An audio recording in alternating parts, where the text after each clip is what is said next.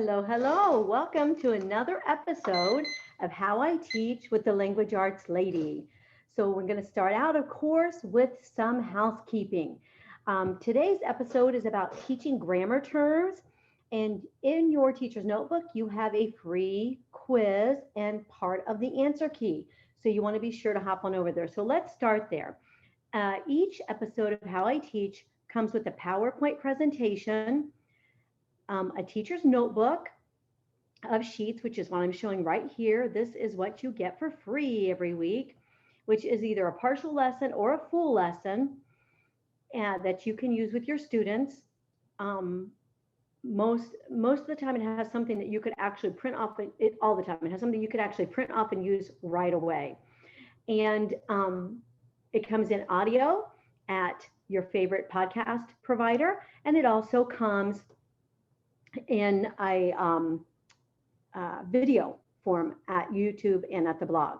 So what I have on the screen right now, if you are following along, is your teacher's notebook. So if you are watching the video, you're in great shape. You can get your teacher's notebook now or later because everything in this teacher's notebook is also in the video, in the PowerPoint presentation, just a landscape picture of it instead of a portrait picture of it, just because of the nature of PowerPoint.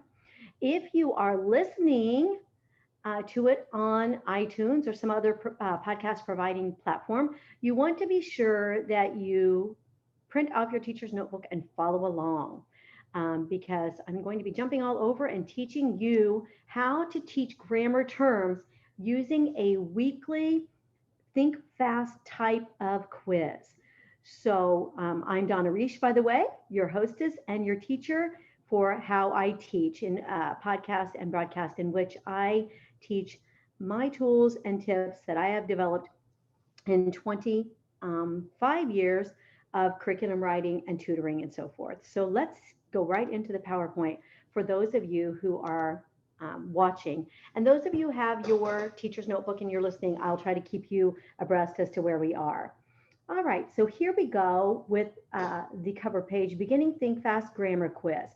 This is a product that is available at my Teachers Pay Teachers store.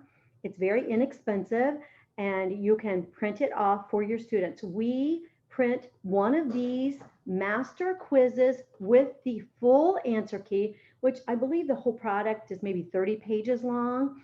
So we print one of those off for each one of our students in my Complete Language Arts program. So that is my character quality language arts that I teach locally as well as online. Every student gets one of these quizzes in their entirety to put in their notebook so that they have the whole answer key. More on that in just a minute.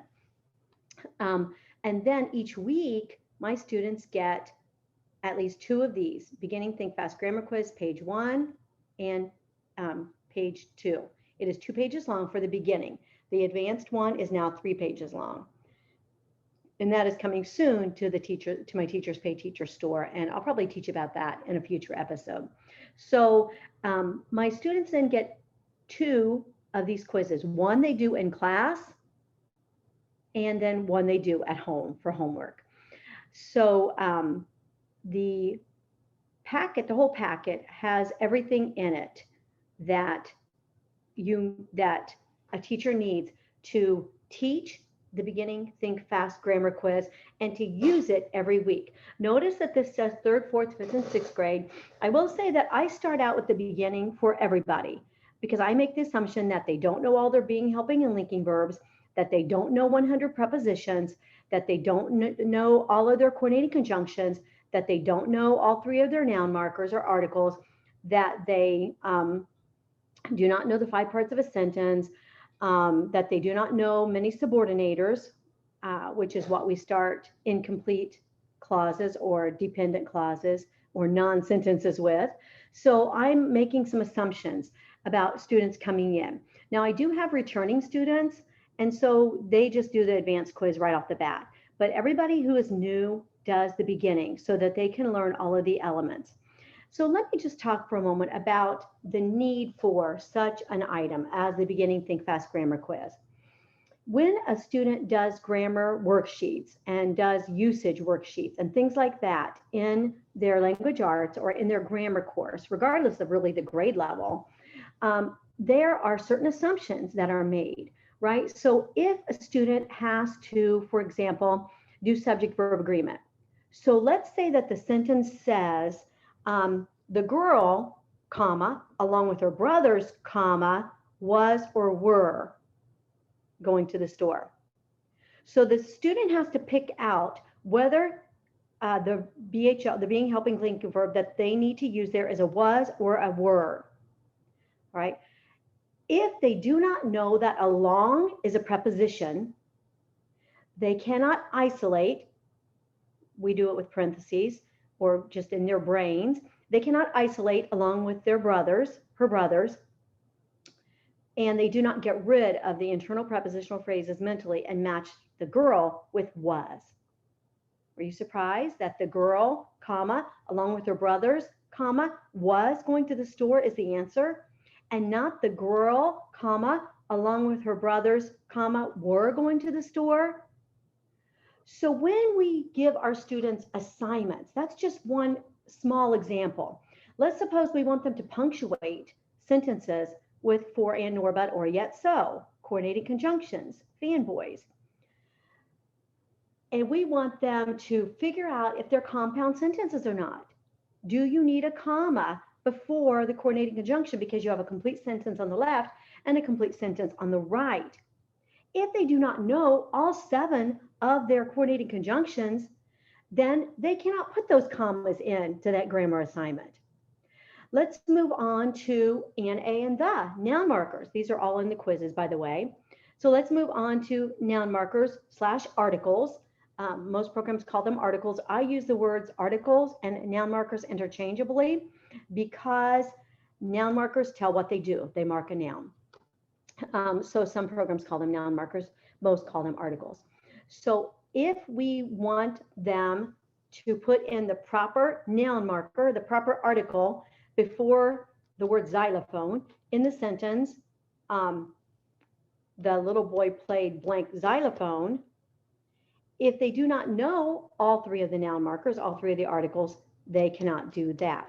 Suppose we want them to either put a comma or an exclamation point following an interjection, but they do not know that my, well, oh, wow, yes, no are all interjections. Are you starting to see a theme here?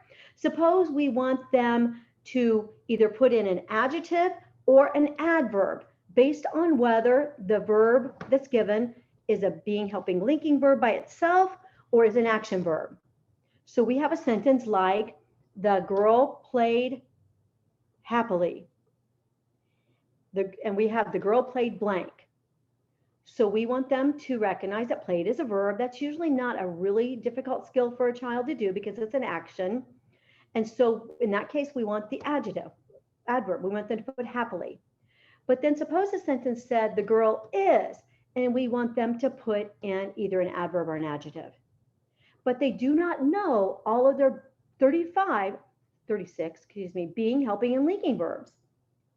So they do not know that is never has an adverb with it. All right, are you starting to see a theme here? This is why we need something in an ongoing manner that teaches students these parts of speech, that teaches them a ton of these parts of speech. Now, let's go back to the preposition problem because I am on the page that says Beginning Think Fast Grammar Quiz, and you can see on this page that it is nothing but prepositions. Okay, nothing but prepositions on this page. And the reason for that is because a lot of grammar programs and teachers use a song or a jingle or a rhyme, and I use those extensively, as you will see as we go through here, and even some of my other quizzes, like the 8 parts of speech quiz that's coming up, or like the Tricky Tricks quiz that will be coming up in the future. I use jingles and rhymes and mnemonics as well. But the problem with teaching a 30 preposition song, it's a great start, very good start, because songs, rhymes, and jingles are so memorable. But the problem with just teaching 30 prepositions is that Let me see if that's in the answer key here. Yes, there are 216 potential prepositions, counting multi-word prepositions. So the problem with teaching 30 is that they literally have 1/7 of the prepositions memorized. So when we go through here and suppose along was not in the song, they do not know that along is a preposition. So then they go, the girl, along with her brothers, were going to the store because they do not know that along is a preposition because their song only had 30. So they just know those 30. So songs and jingles for prepositions are good starts, but they are not everything that will teach all of the prepositions. Or I like for all of my students to at least have 100 when they leave me. So the elementary kids, up to 5th grade, I like for them to have at least 50. And then the junior high and high schoolers, I like for them to have at least 100. I have had kids who have been able to memorize 150, 180 prepositions. So yeah, they spent a lot of time on that, mostly because they wanted to have a preposition quiz off with me. And they knew that I could probably come up with more than they could come up with. So yeah, they just did it just to show that they could do more preps than I could do, which in fact, they could not do more preps than I could do, but they did not care about their penmanship at all. So actually, when the buzzer went off, they did have more prepositions listed than I did. You just couldn't read all of his. So anyway, that is why we need some type of ongoing think fast grammar quiz, something that teaches a lot of things that students need in order to write well and in order to be able to do their grammar worksheets, their usage worksheets, and so forth. So just having a unit on prepositions doesn't teach 100 prepositions. Just having a week on being, helping, and linking verbs does not cement 36 BHL verbs in their minds. Just going over noun markers 1 week, using my little posters, my little articles / noun markers posters, 1 week does not ensure that they know these in an ongoing way. So I use these because then when they are doing their grammar assignments, I can say, okay, what are your coordinated conjunctions, guys? What are your fanboys? Because you're going to need to use them for these compound sentences. And because they just did a quiz in class, this Think Fast Grammar quiz in class, and they also have just done one at home for homework, they remember all of these grammar terms the whole academic year. So I recommend that you use it at least once a week or twice a week. If you have the class time to do it like as a bell ringer or something like that every morning at the beginning of class, that would even be more ideal. So let me tell you how to start using such a thing, because you're going to have this to use if you print off your teacher's notebook, because the teacher's notebook pages are completely free. So there you go. You just can't give a beginning Think Fast Grammar quiz, definitely not an advanced one, to a class and say, fill this in. So this is where we use the answer key. And this is why all of my students have this beginning Think Fast Grammar quiz answer key. And they put it in behind a divider in their notebook, in their binder. They have a binder with their proofreaders marks, their definition dissection steps, their prefixes and suffixes and roots, their beginning Think Fast Grammar quiz, answer key. What else is back there? I can't think of what else is back there, but it is there. Each of those things is behind a divider, and then in the front they have their monthly unit of character quality language arts. So they have this answer key at their disposal. When they put it in their binder, I have them write on the top, my new best friend. And then I have them put a sticky note on the edge that says, Mom, I can look at this. Oh, little kids are so literal and so cute. But parents automatically think that kids should not use an answer key, right? They think their child is cheating. So for the child, I have them write my new best friend. And I tell them this answer key is going to be your new best friend over the next 3 months. And then they write a little note to their mom, dad, grandma, grandpa, whoever their person is, whoever their adult is, who's nanny, whoever's going to be helping them with homework and so forth, they write on their sticky note, you know, adult, whoever that might be, this is not cheating. I'm allowed to use this, or something like that. It's really cute. Of course, I have to spell cheating, I have to spell allowed. So cute. All right. So this is our new best friend. So the way I introduce such a thing as this quiz, whether you use mine or you use another one that you created, you need a method to your madness, right? Because we can't just hand them that quiz, as I said, and expect them to fill it in. So what I do is I take something that's very simple to start with. So I might start over here with prepositions that are synonyms, or prepositions using their little figure and tissue roll, or other PPP. And there's a note at the bottom, Preposition Practice Pal. I do have some products that are preposition only coming up. They might still be in the Language Arts Lady store. They're coming over to the Teachers Pay Teacher store. One is Preposition Practice Pack. One is Beauty and the Beast Preposition Practice Pack. And then at Christmas time, we are going to have our elves and Santa's Workshop Preposition Practice Pack. Super, super cute. All right, so I take something that isn't very difficult. So I come here to the synonyms and I say, okay, what are words that are synonyms for these words? So what is a synonym for above? Below. What is a synonym for along? Beside. What is a synonym for aside? Away. What is a synonym? And I always tell them, sin, same, op, ant. Sin, same, op, ant. And they write that in their margin. I write it on my board and then they write it in their margin. And I do that anytime I'm teaching synonyms or antonyms. Sin, same, ant, op, ant. All right, SYN, sin. Okay, and so then they go through there and guess what? They knew 10 prepositions already, just because if something is a synonym for a preposition, it is usually a preposition.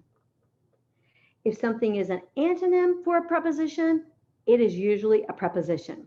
So moving over to the antonyms: in, out, above, below, inside, outside, over, under, up, down, on top of, below, or on the bottom of, below, I'm doing opposites here, above, on, off, outside, inside, under, over, down, up, off, on, underneath, above. Okay, it's okay if they repeat. All right, and I'll do something like that that's very, very, very simple. And they will highlight that for their homework, that they're going to do those two sections for their homework, knowing that they can look back in the answer key, because there is a whole section in the answer key that says prepositions that are synonyms, 3 pages, I believe. Another whole section in the answer key, prepositions that are opposites, antonyms. And they can go back and use the answer key if they get stuck. Now, I always have them highlight where they got stuck. So where did you have to get help? Where did you have to use your best friend? Okay, when you had to use your best friend, you know, for number 4, like on the bottom, prepositions using your little figure and tissue roll or other PPP. If you had to use it for 4 this week, you had to start using the answer key at number 4. Next week, you had to start using it at 6. The next week, you didn't have to use it until 12. They see their growth, and I can see how far they're getting without the answer key. All right, so let me just step back here again and talk about prepositions. 216 of them. They are going to do a section that begins with A.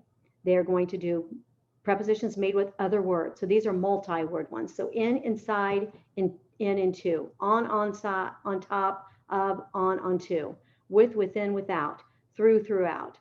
Okay. They always call those their freebies. When they're doing the advanced quiz, it just has a space for them to write 50 preps, and they always call those their freebies, because if you can get in, you can get inside, you can get inside of, you can get into, you can get in between, you can get in the middle of. All right, they call those their freebies. I call all of these their freebies because you can get all of these with clues. Okay, the one with A is a little harder because a lot of people just memorize the A's. Maybe you did when you were in school. Aboard, about, above, along, alongside, among, amongst, amid, amidst, atop, around. You know, maybe you did it like that in alphabetical order. I know I did. So the reason we separate out prepositions that begin with A is because out of the 210% of them start with A. So that's, that's a lot. All right, so back over here to the prepositions using your little figure and tissue roll. This is another thing that we can start on. Again, we're going to start on the simplest things and teach from those to start with, using the quiz and the answer key, the quiz and the answer key. So we're flipping back and forth between the quiz and the answer key as we teach this. All right, so with this, they're going to get a little figure. So they can get, I think in the regular preposition practice packet, it talks about birdie. Birdie is in the tree, over the tree, under the tree, throughout the tree, so forth. In the Beauty and the Beast one, it's Beast. You can use any Beauty and the Beast character, Belle or Beast, that they're all given the pictures of them. You cut those out and you cut out the castle. It's super cute. And then you go, Belle is in the castle, on top of the castle, around the castle, along the, it's so much fun. Kids love it. The elf one, you might call him Buddy. Buddy is in the workshop, out of the workshop, over the workshop, through the workshop, away from the workshop, inside the workshop, so forth. And for this one here, if you don't use a full preposition practice packet, they will get a little tissue tube, empty tissue tube, and a little figure, and they can choose whatever they want. So they get all kinds of things for this. Sometimes they'll bring a little Polly Pocket, sometimes they'll bring a little Lego man, sometimes they'll bring Spider-Man, sometimes they'll bring a little animal and they'll name him, Chip, Doggy, Fluffy, whatever. And then they use that figure with the tissue roll over the tube. Fluffy is in the tube, Fluffy is above the tube, Spidey is beside the tube, Birdie is away from the tube.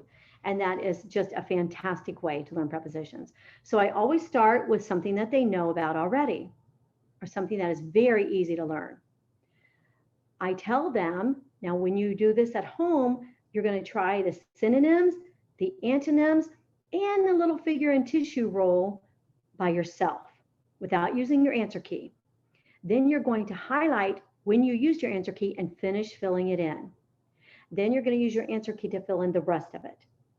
The real secret to having the Think Fast quiz grow with them and having them memorize the terms more quickly is to have them fill in every single space of the beginning or the advanced. Even my older kids do this, fill in every single space, even if you need to use the answer key. Their best friend, right? And this is because of the muscle memory, the writing it, the going back and forth between the answer key and the lines. Doing this repeatedly definitely cements learning. So I tell them, you know what? You should be able to get most of those synonyms without the answer key. You should be able to get most of those antonyms without the answer key. You should be able to get at least 10 with Spidey and your toilet paper roll. My first publisher didn't want me to use toilet paper roll. So now they all say tissue roll. They didn't like the toilet word in there, I guess. And so then now it's tissue roll. And the kids are always like, what's a tissue roll? Just like toilet paper, babies, it's toilet paper. Oh my word. Okay, so anyway, you can get 10 with your toilet paper roll and Spidey, right? Yeah, I probably can. Yeah, you can. All right, page 2 has some things that they might not be as familiar with.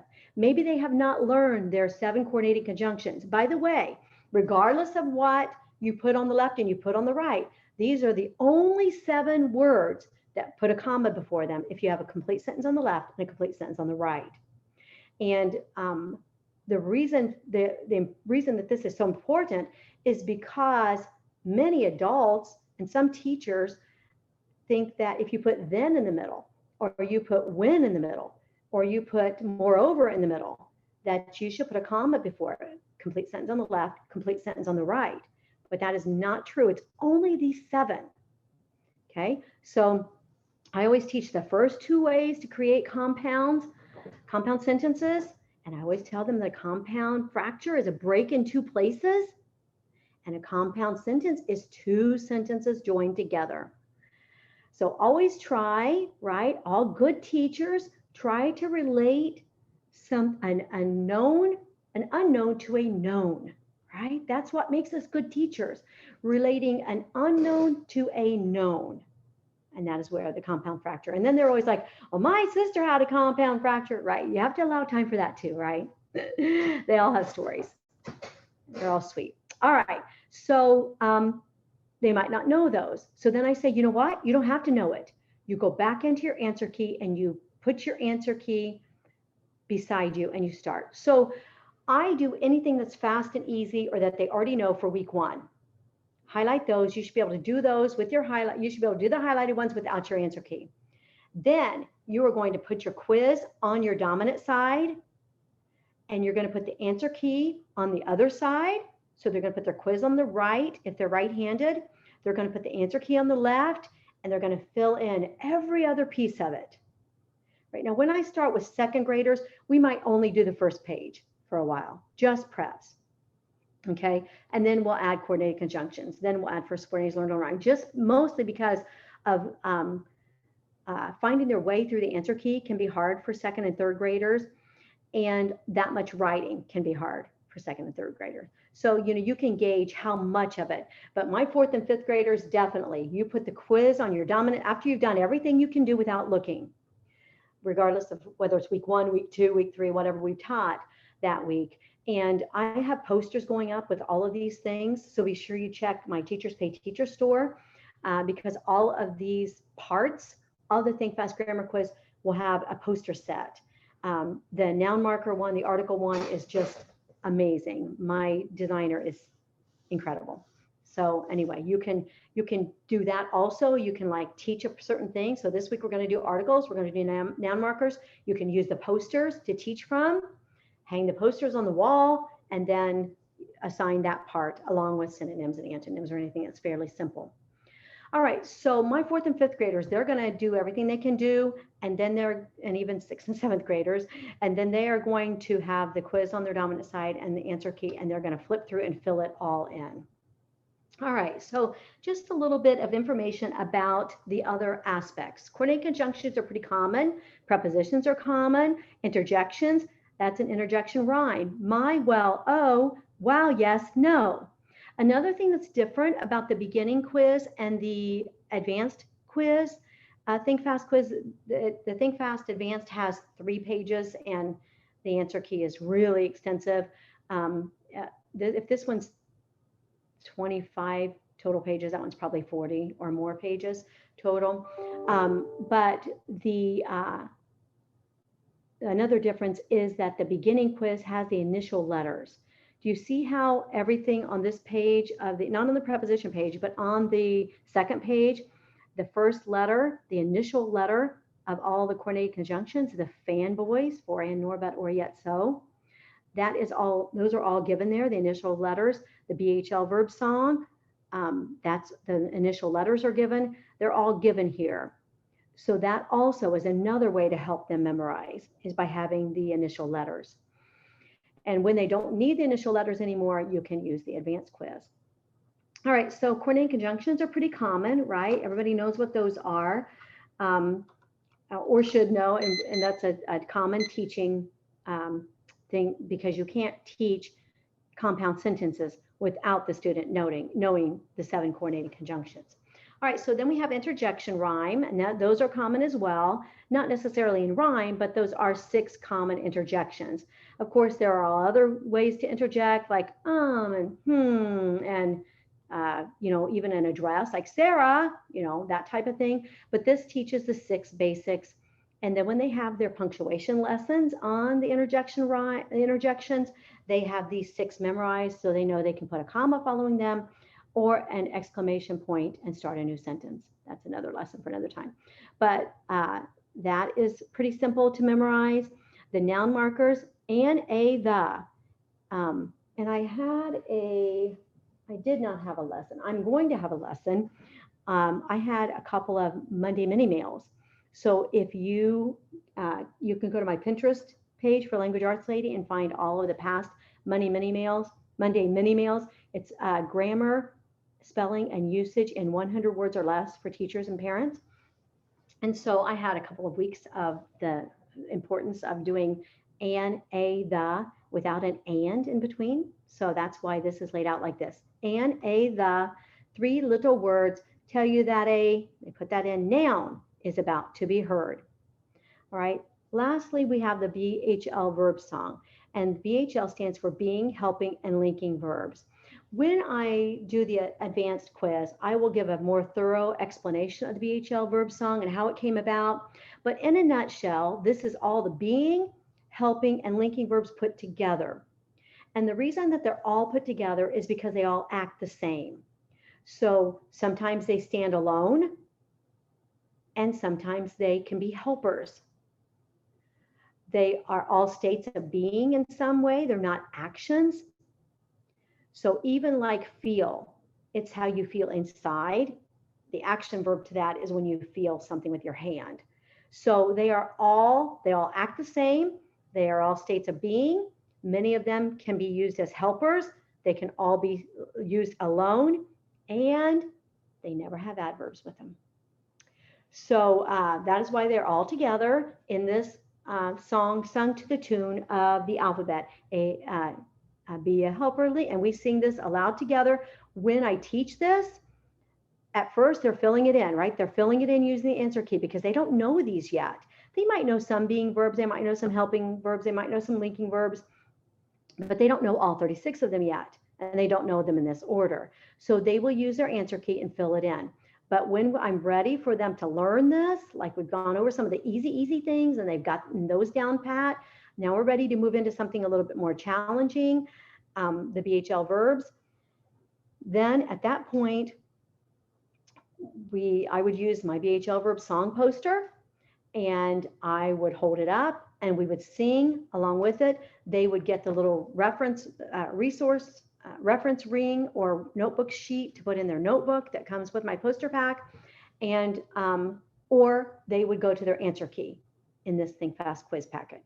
So there are a lot of ways you can introduce this. And then we sing together to the tune of the ABCs. Be a helper, link verb, is, are, am, was, and were. Be and being, been, become, has and had and have are ones. Can, could, shall, should, they are fun. Will, would, do, did, does, and done. May, might, must. There's some as well. Appear, look, seem, remain, taste, feel, and smell.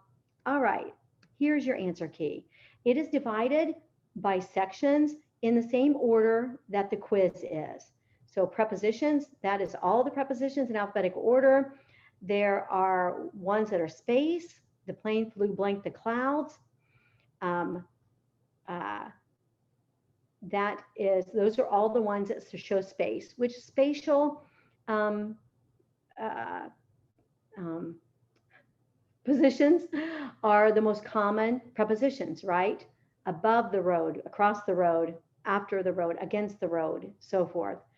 So that's the first one.